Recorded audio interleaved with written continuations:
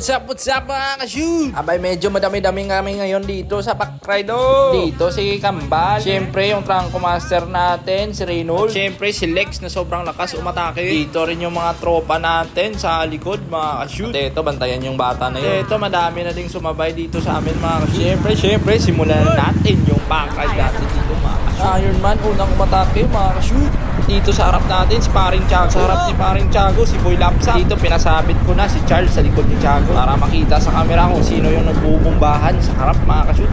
Ito na, 55 na, going up mga ka-shoot. Patay hininga na atake mga ka-shoot. At dito, umabot pa kami ata ng 59. Pero sure ako, sobra 60 yung takbo nung nasa harap namin kanina mga ka-shoot. Medyo nahuli kasi kami ng konti. Dito, pahinga ng konti mga ka-shoot. Yung nasa harap, siyempre si Champion Reynold at si Kambal. Dito, tamang chill na lang muna mga ka-shoot. Abay, grabe naman yung atake na yun kanina. Dito, may pass na humarang mga ka-shoot. Kaya tingin muna sa likod bago overtake.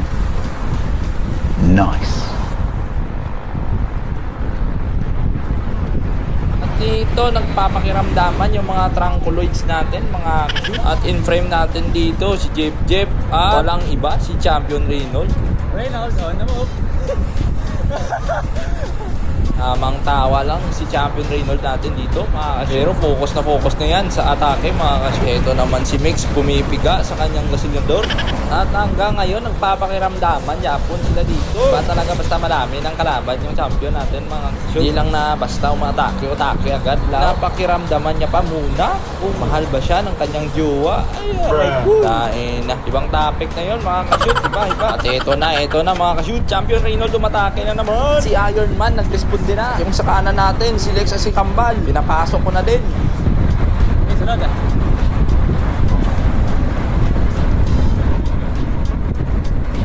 Ito, si Kambal, parang atake sa kanan. Pero wala, kiramdaman ulit. Pangalawang atake na yun, mga ka-shoot. Tamang jab na lang muna sa 40 pababa. Pero parang laspag na dito si Toto Kake ko Ito, bantayan yung nasa kaliwa ko mga ka-shoot. Bas na nyo sa mamaya mga ka-shoot. Ito, si Paring Tiago din. Ward tayo ng konti mga ka-shoot. Charles, pasignal na. Bang alam niya ata na may atake. Ayun na nga. Pinayuan. Tatlong atake, di ko alam kung saan nanggaling. Pero tamang jab lang tayo dito. Kasi maraming buhangin na nakalapag-lapag. Kasi pala magdadanlog ang ating guma pag tinayuan natin. Agoy, trapo na naman tsura tayo. Tamang kapes naman tayo dito kay Paring Tiago. Nahatawan na nila ng 46 km per hour mga ka-shoot. At may kaunting gradient bakit. Hindi pa naman lumalabas yung puso natin dito mga ka-shoot. Ang baba pa ng heart rate natin dito. Medyo nag-improve tayo dito sa kakasama natin sa kanila mga ka-shoot. Short ride lang pero sobrang laki namang pitik nga ginagawa dito. Maintaining na naman yung pack mga ka-shoot. At forward natin ng konti mga ka-shoot. Ito, atake na naman sila dun sa harap mga ka-shoot. Ang apat na atake na to mga ka-shoot. Pero di ko alam kung sinong lumabas dyan. Parang si Lex ata yung bumutas sa kaliwa mga ka-shoot. Siyempre tayo, tamang buntot na naman tayo dito sa likod mga ka-shoot. Ito na, umaakyat na naman ng 46 pataas yung takbuhan natin mga ka-shoot. Umabot na naman ng 50 mga ka-shoot. Pero may konting slope pababa mga ka-shoot. Medyo lumaki yung agwat kay Toto Charles mga ka-shoot. Hindi pala siya nakabuntot. Ay tapos talaga sinabihan ko dito si Toto Tiago. Puga! Bigo puga. At pumupuga din si Toto Tiago mga ka-shoot. Pero parang nakikita ko na lumalayo pa rin yung breakaway mga ka-shoot. Nabihan ko na kumabit sa akin pero parang hindi na talaga kaya kumabit ni Toto Tiago. Kaya tayo ay tamang pilit na naman dito para lang makaabot sa kanila mga ka-shoot. Ito na naman yung the biggest bridge of all time mga ka-shoot. Nakaraan parang isang barangay lang yun. Ito parang isang bayan na to yung mga ka-shoot. Pumipiga na tayo dito ng piga-piga. Pero parang nararamdaman ko na hahabol natin sila kasi nagpahinga sila. Titahiming tayo dito mga Nice. Pero parang matutumba na to si Paring Mix. Hindi naman, hindi sila umatake ulit. Grabe ng akyat na ng HR natin mga ka-shoot. Nag 151 na yung ating heart rate mga ka-shoot. Sobrahan ng habol ata. Medyo nalubat tayo doon ng 25%. Drain yung battery natin mga ka-shoot. At ito nagpapakiramdaman. Dito pakinggan nyo muna. Medyo naghihingalo si Toto Mix. Kambal lumatake sa kaliwa. Pero walang sumunod mga ka-shoot. Ayun. Late reaction lang pala mga ka-shoot. Hindi lang pala. Check lang pala.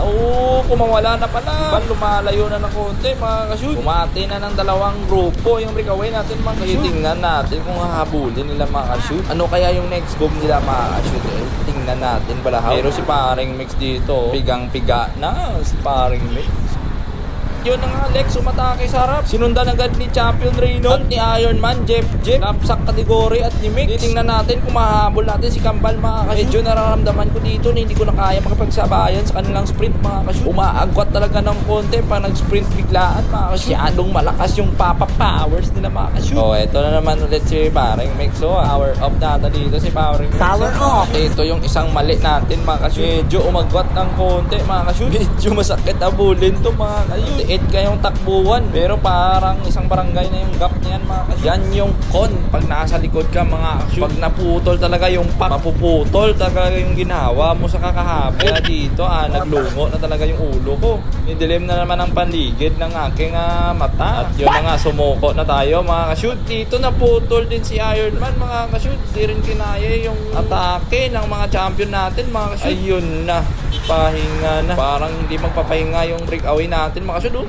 Puro atake dun sa harap mga kashoot. Habang si Ironman dito nagbukas na ng kanyang jersey mga kashoot. Na talaga akong masabi dito, kundi tumawa na lang, maintain na lang dito ng jab-jab At sila patuloy pa rin umatake dun sa harap tapos na lang heart rate natin patuloy rin umaakit. Kaldado na tayo dito mga kashoot. Wala na talaga ito mga kashoot. Sobrang layo na nila mga kashoot. At yung tibok ng puso natin ay parang lalabas na talaga sa ating panet mga kashoot. Hindi po galamang. Kaya tamang maintain na lang tayo dito mga kashoot. Kasi magbabantayan na naman sila. Yan na lang talaga yung time na makakahabol tayo sa kanila mga kashoot. At yun na nga sinabi ko, di ba? Pero feeling ko hindi sila nagbabantayan mga kashoot. Sabi nila dito siguro, oy, yung videographer natin naiwan na huwag muna umatake mga kashoot. Yan ata yung usapan nila doon, no? Kaya tayo tamang maintain na lang dito para nakikita ko na dito na sila sa harap mga kashoot. Sabi sa inyo, basta videographer ka talaga, iintayin ka talaga nila mga kashoot. Nabantay anay!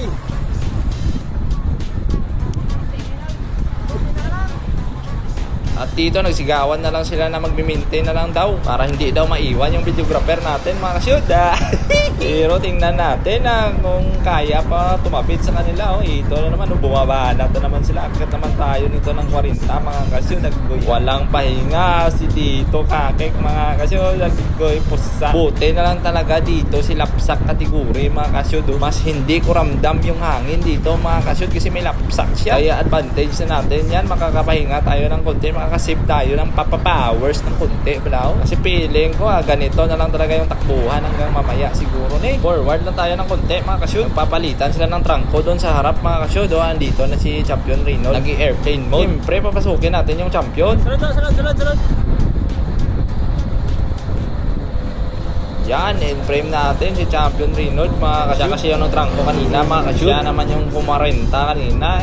Text na talaga yan. Basta kumarenta na maintain Champion Reynolds. Ayan na tayo dito. Tamang kabit na lang pero parang matatanggal pa. Ay, lamado lang. At napapaisip naman ako dito bakit ko ginagawa ito. Ay, lamado lang yung bisyon. Tapos na magtrangko si Kambal mga kashoot. Papasukin natin doon. Si Lex naman yung nagtrangko ulit mga kashoot. Pero medyo paakyat na naman ng konti mga kashoot. 1% gradient paglaspag. Wala na talaga yan mga kashoot. The percentage ng gradient talaga masakit na talaga yan. 6 kilometers na kaming nagbabanatan mga kashoot. Mahapdos din, mahapdos. At forward tayo ng konti. Lex nagpahinga. Jeep na naman yung trangko mga kashoot. Try kaya namin next time mga kashoot. Walang atakihan pero maintain lang kami ng 45 or 40 mula start to finish. So tingin nyo mga kashoot, kaya ko kaya sumabay sa pagganyan na pacing. Kasi kung natatandaan nyo yung nag-recovery ride si Champion Reynolds, grabe yung average pacing namin mga kashoot. 36.6 km per hour mga kashoot. Mag-isa lang siya nagtatrangko. Ano pa kaya pag may kasama na siya na grupo, no? Pero karga muna tayo ng konti para makatapik tayo sa kanila mga kashoot, di ba? Dito mag-yo-turn na kami balik na kami sa Dingle mga kashoot. Grabe may powers pa talaga mag-signal si Toto Jeep. Dito yan nag-atake pang mga damuhal nila. Yung kagang mga kashoot. Doon, pinapasok na naman natin si lapsak kategory para maka-iro-iro tayo dito sa likod niya. Sulit kasi ito sa likod. Hindi mo talaga ramdam yung hangin mga kashoot. At dito ayaw magbat na naman ng kunti mga kashoot. Nag-sprint na naman mga damuhal ginilayaw. Tingin nyo mga kashoot, ilan kaya yung takbuhan nila dito mga kashoot. Dumayo kasi kaagad yung gap namin. Parang hindi ko pa sila mahahabol mga kashoot. Parang aapak na ng 50 yung takbo ko pero parang hindi talaga mahahabol mga kashoot. Ilan kaya yung speed ng umatake mga kashoot. Abot ata ng 50 plus siguro. At dito hindi ko na talaga kaya humabol mga kasyod. Yoko na. Ubus na si Toto Kakit mga kasyod. At buti naman ang pakiramdaman na naman ulit ay nakulang. Hindi, nakahabol tayo sa kanila. Pero feeling ko sabi nila naman, yung videographer natin naiwan ay wala tayo. Highlights mamaya. At tapos yan basta videographer ka mga kasyod. Hinihintay ka talaga nila mga kasyod.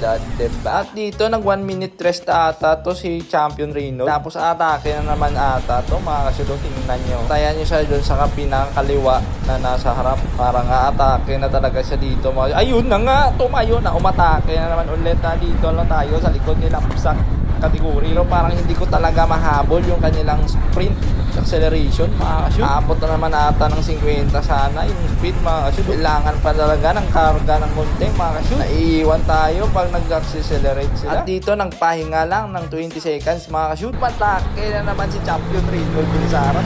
Grabe talaga yung batang to mga kasyud. Siyempre hindi talaga makapalag sa kanyang mga atake mga kasyud. Umaagwat talaga pag umaatake sila mga kasyud. Sobrang laki ng gap na yan mga kasyud. Bas kaluluwa na yan mga kasyud. Dahil tapos lamang to ang ginawa sa liga ba? Think of it mga kasyud. Ano pa kaya sa karira mga kasyud? Kasi puro kargado yung mga tao dyan. Hindi atake siguro dyan mga kasyud, no? Grabe. Kaya believe talaga ako sa mga batang to, mga hayop na to. Candidate for robot na yan mga kasyud. At nagpahinga na naman ng almost a minute mga kasyud. At tumatake na naman si Champion Reno dito. Yung kagang yun. Hindi na nga rumisponde dito si lapsak kategory. At dito tamang buntot naman tayo dito kay lapsak kategory. Kung wala talaga to siya ay babay na talaga sa inyo dyan. Pailbisi ko na lang yung katawan. Puro yung atake niya 50 mahigit talaga yung takbuhan mga kasyud. Bilis ng recovery ni Champion Reynolds mga kasyud. Robot talagang hayop na. Dito tamang pahinga na naman ulit mga kasyud. Mga 20 seconds rest na naman yung ginawa dito ni Champion Reynolds. At syempre umatake na naman siya doon ulit. Ay grabe talaga itong hayop na to. Yawa talaga.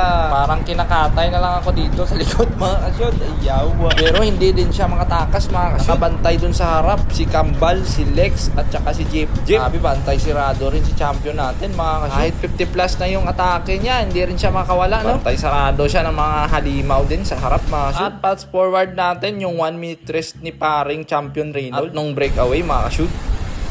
Parang pak Ricardo. At nahabol kami ng pack mga kasyud. Tapos tingnan nyo dito sa kanan ko. Oh, bila si Charles gawin. Pakita gilas. Grabe yung pelo ni Charles mga kasyud. Lead out ata siya ng pack sa likod mga kasyud. Nakahabol yung pack sa amin mga kasyud sa sobrang pahinga atake namin mga kasyud. Talo kami ng maintain sa likod mga kasyud. Sina Mix, Thiago at si Sandoboy at si Charles. Yan yung nakahabol sa amin mga kasyud. Pero nakabuelo si Charles kaya umangat na. Welcome back. Welcome back Toto Thiago. Hirapan daw sila lumagas mga kasyud. Ilan kaya yung maintain nila nakahabol sila sa amin mga kasyud. Ito kinausap ko siya ulit pero Kaya nangin bro, sanya lang. Wala, kasi niya sa lang sa. Wala na limit lang. pala nang focus mga kasyud para makirecover kasi mag-sprint to finish na pala. Tingnan nyo sa kaliwa, umatake na doon si Toto Thiago mga kasyud. At dito si Lapsak sumunod mga kasyud. At Mix tumitira din sa harap. Try natin kung makasabay tayo sa kanila mga kasyud. Ito, bumabakpakan pa. Dito si Champion Reynolds nakatago lang sa likod mga kasyud. Ginagawa lang na lead out yung mga kalaban niya mga kasyud. Nandyan na sa likod doon na sa kaliwa. Tamang dikit lang talaga sa likod ng nasa harap mga kasyud. Halo naman ata sila ng 50 plus mga kasyud. Nawala na tayo dito mga kasyud. Naubos na tayo dito mga kasyud. Hindi natin nakunan yung sino yung champion. Power off. Kaya sino champion? Ay, Villa! Nice. Grabe ka mo. Class 5 may naglago sa iyo mata. Lachiga kanya. Nabisis na ba ito yan? Ay, tao. Huwag nilagyan ito si parang pinaka... Chick boy na! Ay, chick boy. Champion, no? Tulungan nila ako. Dalawang nga nila. Tay, wala mo ligay mo apat. Tapos pinabilin mo. Yung babayan nilang champion. Nakaroon na yung champion mo. Village. May ito rin champion ulit. Matigang na nasa karoon dyan ka ng champion sa grabe. Nag-champion lang na ganahan mo tigang. Ang galing! Ang galing!